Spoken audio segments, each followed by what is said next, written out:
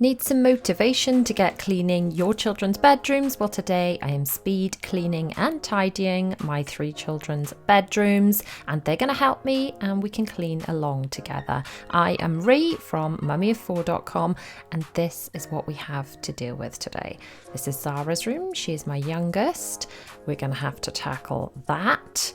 It's bad. It's pretty bad, guys. The dressing up is all pulled out. There is stuff everywhere. As my youngest child, she's only 5 and probably my messiest of the 4. William's room is not so bad. He is my second eldest, my second child, and he is pretty good at keeping his room tidy, but he's going to need some help changing his bed. My eldest deals with his own room, so we're not going to tackle that today, which is why we're only doing 3 bedrooms. But yeah, William's room needs a bit of something going on. And this is Bella's room. She's normally pretty good with making her bed, but we know we're going to change the sheets and just generally tidy. So let's start with changing Bella's sheets. Now this is a power hour and a little bit. We're going to prioritize changing sheets, getting tidy and doing some dusting and things. If I get round to doing vacuuming and things at the end, brilliant. But the order that has to go is it's got to be beds first, because they really need doing, and then it's got to be tidying before we can clean. And we always work from the top down when we clean, because if we vacuum first and then we dust, then we just put dust onto the floor. So the children's bedding I keep in their rooms. This is a habit I got into when they were very small, and sometimes in the middle of the night there's baby sick or vomit or whatever, and you need to change the sheets without having to disturb the rest of the house. So by keeping the stuff where it belongs and by keeping the bedding set inside the corresponding pillowcase, it's easy to find what we need, even if it's the middle of the night. Because even now, I'm sure you know as a parent, as your children get older, sometimes there are middle of the night bed changes after illness or whatever it might be. So if I can give you one tip, is just find a little drawer or box or somewhere high up out the children's reach. You know, it doesn't need to be in the way of their toy boxes and things, but if you can store the bedding in an easy to access place, either in their rooms or a neutral place that won't wake the rest of the household, then you're on to a winner. So I have stripped the bed.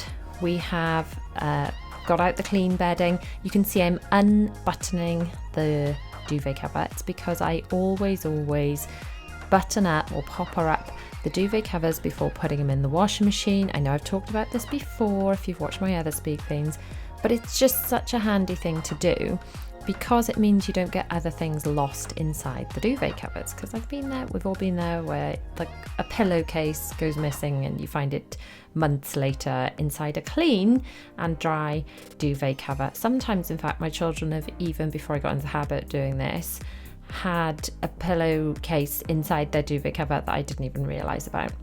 So now I'm going to leave the girls to put Zara's bedding back on her bed. So we stripped Bella's bed, we stripped Zara's bed, we're putting Zara's bedding back, and then they're going to arrange all the teddies. Now they do have a lot of teddies. Some of them are privileged enough to live on their beds, and some of them live in another place where they're hidden away that I will show you later in the video. It's such an easy storage hack, so make sure you keep watching for that. Yeah, the girls are quite particular with how they arrange their teddies, so we're just gonna leave them do that. I do like my children to get involved as much as possible with cleaning and tidying, and even when they're very small, there are kind of age-specific tasks you can get them involved with. So even if they're too little to really help, if they feel like they are helping, like for example, they're putting the teddies, the ones that don't live on the bed, into this storage solution, which is just an empty bean bag. It's a bean bag without the beans. You put soft toys in it. It's slightly more lumpy, not quite as comfy to sit on, but goodness, it is just such a great way to store soft toys. So now we're going to clear away Zara's table. Bella is pretty good at tidying her room. She's 7. So Zara's the youngest. This is Zara's room. Zara needs the most help. Now, when we moved to this house, I had like, right, I want my children to be able to access their dressing up things. They love dressing up. And that's great. And in theory, they're able to put things away as well, but it doesn't always happen. But it is their very favourite thing to do. So there's a basket at the bottom, which is kind of overflowing of dressing up things. I probably need to do a good old declutter of the dressing up. That's a job for another day. We are doing some decluttering today, but it's not of the dressing up stuff. So I think we will tackle that another day. I think you've got to be realistic with your expectations. If you think, right, I'm going to clean my whole house top to bottom today, and then life happens and you only manage to get through a drawer or two, you're going to feel a bit defeated and rubbish, aren't you? However, if you set yourself realistic goals and you can tick them off your list, you're going to feel a lot better. So we're now going to tidy up this stuff that was on the surfaces, and I've kind of chucked on the floor into this area that we're going to sort and tidy away. You can see we've got a little basket in the bottom right hand corner of the screen. I have loads of these stacked. I use them for moving washing around. Speaking of washing, let's empty the washing machine while we let the children carrying on tidying a little bit. I'm going to empty the washing machine and put some stuff into the dryer. I always like to, as early as I can in a speed cleaning session, get the washing machine on because it is working while I am working. And then by the time I've finished cleaning, I can probably switch it around again. By the way, I don't know who needs to hear this, but you've probably got wet washing in your washing machine. And if you don't go and take it out, it's going to go a bit icky. You're going to have to put the machine on again. So I don't know who needs to hear this, but probably most people, usually me. So back up in Zara's room, I'm going to empty out these drawers because they have become a nightmare. You see how the floor look? That's basically how the inside of the drawers look. Just mishmashed, shoved mess. Look at it. I mean, it's a drawer of what? Just a drawer of stuff. It's not even a drawer of hairbands or a drawer of pants or a drawer of socks. It's a drawer of all the things. So we're going to rip it all out. We're going to clean it all out. We will do. Look, all of this stuff just came out of 2 drawers. Eek. So we're going to tackle this. It feels a bit overwhelming to do, but I always feel so much better when it's done. And sometimes by pulling everything out, it's the only way to get it done. Oh, is anyone else feeling a bit overwhelmed right now watching this? Yeah, me too. So those little dividery purpley things you can see are from IKEA. I think they're called Skubb, S-K-U-B-B. Divider things, and I've got them in quite a few drawers and things. They're quite handy. I love a drawer divider. Just putting things loose in a drawer is a recipe for disaster. It's the quickest way to end up like these drawers have been. The easiest way is to divide up drawers, divide and conquer, and then when you find the drawers are getting a bit messy, you can just pull out one section of things, tidy it up and put it back. Now what I do find is when I've done a blitz like this, the children keep their rooms a lot nicer. So whenever the children's rooms have had a really massive organise and their drawers have got like this goes here and hairbands go there, and they know where things belong, as in, Zara, your hairbands come off your head and they go in this hairband box, not slung in that drawer. She's more likely to put it back there even at 5. Whereas when everything is like a mishmash mess, she's more likely to just sling things. So clutter attracts clutter. If there is a surface full of junk, she will just chuck more junk on it. And I don't think that's specific to 5-year-olds. I think that's a pretty general thing. So checking back into Zara's room, these are my 4 babies, and I've set the 4 of them a task of sorting Zara's room. That's basically just clearing the floors. Now, as you can see, they are not sorting the toys as such. So I'm doing a big sort of what was in those chest of drawers, the pink ones on the right hand side. The children have just been given the task of clearing the floor. So putting rubbish in the bin, putting laundry that's dirty in the laundry, putting clean things away, tidying up the bookshelf, which you can see my eldest is helping out with there, and putting toys in the bottom row of the boxes. Now, that whole Calyx unit that you can see there needs a darn good sort, but it's not going to get done right now. So that's the children's task done. They've cleared the floor, so they just can have a little mess around while I carry on sorting. So I'm now sorting things into like subcategories. In an ideal world, the excessive amount of bow headbands that are in the left-hand box would be sorted into rainbow order, because I do like things in rainbow order. I always did, even before the home edit ever aired. By the way, has anyone seen the home edit on Netflix? It's amazing. But even before the home edit ever aired, I always put stuff in my wardrobe in rainbow order, because it just makes me happy. And more than anything else, if you've got to have a system, why not a rainbow? And you know where to put things, you know where to find things. So if I'm going into my wardrobe, I want, a pink top, I know where to look. And in my mind, the rainbow goes white and then pink, because that's halfway between pink and red, and then it goes red, orange, yellow, green, blue, indigo, violet, and then I put black on the end. How does everyone else organise a rainbow when it comes to white, black and pink things? Just asking. Where do you put those things in the rainbow? Because apparently people have different opinions on that. Anyway, back to the sorting. There's just so many bits and pieces. So that is a ribbon, a black ribbon. I don't know why that's in Zara's room. There's a whole basket of tiaras. I need to sort through those. Socks, odd socks. Are they the bane of anyone else's life? Especially when you've got multiple children with similar socks but slightly different sizes.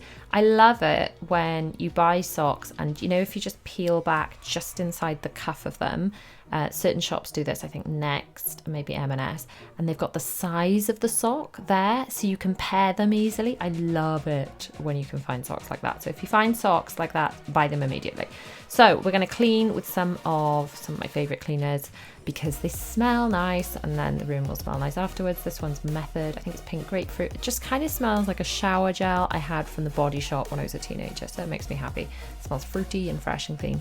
So this is Zara's little table, which is at least pretty clear now, and her dressing table. So a couple of little bits are left on here, just a little pot of brushes, little till left out to play with, but it's not too cluttered.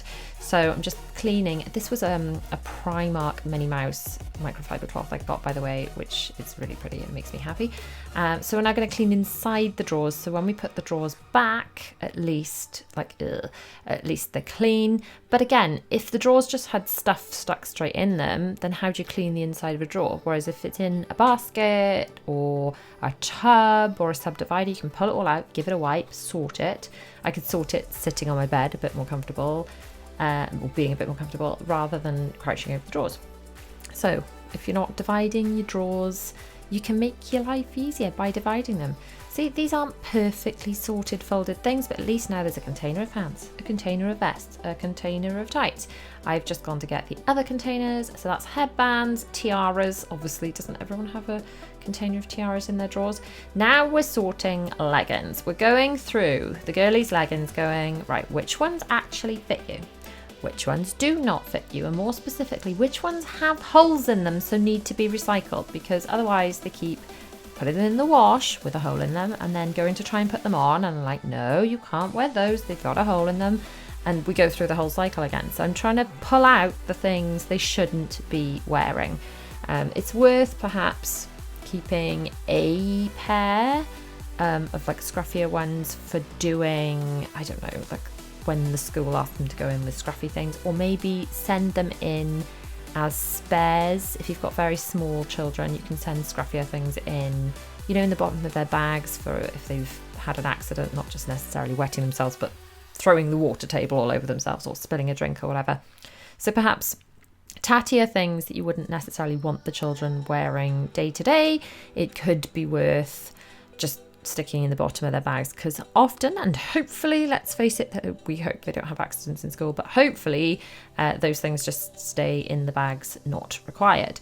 So anyway, we just need like maybe one pair for something like that, and then the other pairs that have holes in them can come out of circulation, can go into a recycling bag. Right, we're now going to tackle Bella's bed, which I thought we were doing earlier. We were doing Zara's bed earlier, weren't we? They look remarkably similar, I must admit. So, Bella's bed. Stripping the bed, guess what we're going to do now, guys? Guess. Yeah, guessed it. Popper it up. We're going to popper it up so it goes in the washing machine and does not eat the pillowcases. So I can't find them. I'm like, where are the pillowcases? So the pillowcases, all of my pillows under the pillowcases have pillow protectors. I don't change those every time, probably every other time. I probably do the pillow protectors like every other time, and then the mattress protectors every other time. I know this mattress protector needed doing this time, so I'm doing all the mattress protectors for all the rooms this time, but I'm not doing the pillow protectors, I believe. But as with Zara's stuff, I'm keeping Bella's bedding in her bedroom, just inside her built-in wardrobes in one of those Calyx boxes. So the girls have both actually got these beds from IKEA. Bella's is made a little bit shorter. It's perfectly big enough for her. I'm actually 5'4", and I can, even though the bed looks really short, I can actually lie stretched out in this bed comfortably. So it's a smaller space, and it just made sense to just leave this one a bit shorter. Zara's room is a little bit bigger than Bella's. The theory behind it when we moved in was that Zara's room was going to be used for more storage and playing in. I don't know if you find this, but little ones don't mind bigger ones coming to play in their rooms as much and congregating there, whereas bigger ones get a bit more precious about their space and not wanting little ones to, I don't know, damage things or whatever. So I thought, well, if they're all going to be congregating in Zara's room, because little ones it just tends to work out that way. I don't know. Let me know in the comments if it kind of works out that way with you. But as children get older, they tend to get a bit more like, have things that are a bit precious and delicate, like Lego. They don't want little ones breaking or whatever. So that's why Zara ended up with a bigger room. Whether we'll swap them around when they're older, I don't know, but that's how it stands at the moment. And Zara, just as a little one, does tend to play with like bigger things on the floor, and Bella's more like to sit at her desk. She's got a little desk dressing table thing to do like drawing and things. We've been at this a while now, and the laundry's finished. That means we have been at this over an hour because the washing machine's been on for an hour. So this is a bit more than a power hour, guys. It's taking a bit of time. I have had to stop and do a couple of bits with the children in between, but I think that's kind of reality. I am sticking some of this Dettol antibacterial stuff in to kill any ickiness that may be there. So I'm now going to stick all of the leggings in between. There's no space for an actual basket for these, so I'm wedging them between the baskets in the Marie Kondo KonMari like triangle fold that I folded all the leggings. And I may not have taken the time to put the hairbands in rainbow order, although I'm kind of regretting my life choices there, but I am putting the leggings in sort of rainbow order. So that might not look like immaculately tidy, but at least I can find everything now. So that is just headbands. It's a lot of headbands, and some of them are for Bella, some for Zara. We've got hats and random bits in the bottom one, and then tiaras in the top one, and there is space to put some more stuff in between. It's good to have space to add things to. Like every corner of every drawer doesn't have to be full. It is nice to have a bit of space. So what's next? Now Bella's room. So she had done a little bit of tidying without me, but we're going to tackle it together now. So her bed is changed and made and whatever. We just need to clear her little table, which wasn't awful, and just give a little wipe along there. We are running out of time a little bit. We're getting towards needing to think about moving on. So are we going to have time to vacuum or not? I'm not sure. It depends how quickly we can get through all this. I'm just wiping over the surfaces. I should have done that windowsill first, thinking about it, because I like to go higher before I go lower, but quite frankly I forgot. So now we need to do her dressing table. She does, she's 7, so she's not sitting doing makeup or anything, but she just feels very grown up having a dressing table. She spends a lot of time like colouring and drawing and things. Bella wants to be an artist when she's older, so she does love to sit here and colour and draw. Which just feels a little bit more grown up, doesn't it? So perhaps when Zara's a little bit older, she can have a dressing table too. At the moment, I wouldn't trust her with a swivel chair because she's at the age where she kind of still would probably stand on it, and that's not a safe thing to do on a chair that moves. So keep carrying on wiping round. You'll notice I've changed, well, you may not notice, but you may notice that I've changed microfiber cloths a few times by this stage because they get a bit icky. Years and years and many years ago, I used to use kitchen roll. I used to just use kitchen roll and, gross.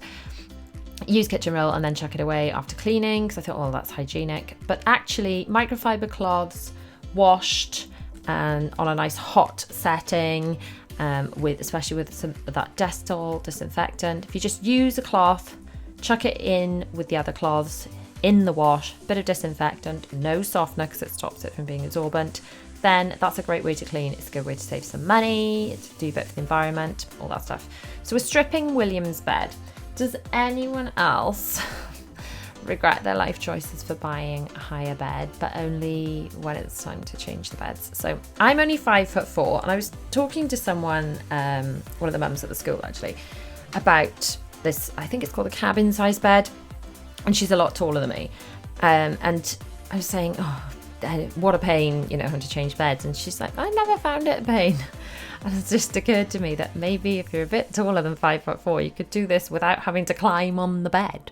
So let me know, do you have a high bed for your child? And do you do what I do, which is have to climb on it? Or do you manage to reach from the floor? I mean, I could probably reach 3 of the corners because of the way the bed is from the floor. So I could reach this bottom end nearer the camera, near you guys. That top end I'm doing now might be able to, I don't know, it's a struggle, but I just find it quicker and easier to climb on the flipping thing, even if it does feel a bit rocky, and I do think, is this going to take my weight? It does, but it always feels a bit iffy. So William, I've asked him to put the pillowcase on. He's struggling, but he's tried, so I'm just going to show him, so next time he knows how to do it. There you go. Well, look, let's just show you, see? So I'm showing him and helping him do it. He's 10, and then he can learn to perhaps be a bit more independent. We'll do this one together, and then maybe next time he can have a go himself. I think it's, the younger you get the children involved in doing these bits and pieces. Oh, sorry, I put the wrong side. Sorry, Will. He wanted the colourful side. I thought the colourful side meant the blue side, but he meant the colourful side, which is the white side with the colourful drawings on it. So I got that wrong. So yeah, the younger you get your children involved, and you kind of make it a game and get them joining in, the better. Basically, the less hassle you can have as you get older when you actually ask them to do things. If the first time you ask your children to ever help around the house is when they're much older, you're probably going to be met with a fair amount of resistance. If when they're toddlers, you just get them to join in with, tidying up their own toys, whatever, and just, I'm not talking about getting them to do anything unreasonable, but just basic joining it in and doing things together and involving them, they're going to just find it easier as they get older to be, teenagers who are perhaps a little, teenagers is the whole other thing, but as they get older, they're going to find it easier to find it a normal thing to do to help clean and tidy up. But also as adults, it's easier. It's just if you're in the habit of doing these things, when your children eventually go to live on their own, it's not going to be such a shock. So now Bella's leggings are going. She loves a bit of rainbow order, does Bella? She loves a rainbow. In fact, when she was little, her favourite colour was rainbow. So now I am going to find a bit of time to do a super quick vacuum round. I am running out of time. Really, I've got other things I need to go and get on with now. But I feel like I've come this far and the rooms are looking pretty tidy. I've tackled the beds, feeling really happy about that. And just taking a few minutes to whiz round. It's not going to be one of those vacuums where I pull out all the furniture and do all the skirting boards and things. And those are satisfying to do, but you can't do that every time. There's only so many hours in the day. And as a mum, you've got your children pulling you in a million different directions and a million other things you've got to do and juggle. So don't beat yourself up if sometimes it's just a quick push around of the vacuum cleaner, not a full, pull everything out and do everything super thoroughly every time, because that's not realistic. I mean, let's face it, in this room, for example, I really could have done with cleaning that mirror. Look at it. It's filthy. It's covered in fingerprints. I really could have done with cleaning it. Do I have time? No, I do not have time. So I'm not going to do it. Am I going to beat myself up? I'm going to try not to, because I'm telling you guys not to beat yourself up. So I'm going to just go, do you know what? I didn't have time to clean the mirror, and that's okay. that's okay. We can just live with that. It's fine. So we're going, ooh, where are we going? We're going into clean another room now. I actually took you with me. Right, let's go and vacuum the hall. And yeah, see, it looks a little bit fresher, doesn't it? When we've had a little vacuum round, you can see that the carpets, they feel a bit fluffier. The amount of gunk that this vacuum cleaner is pulling off my carpets is quite shameful, I must admit. They didn't look as dirty as they actually were, apparently. That was empty a minute ago. Yowza.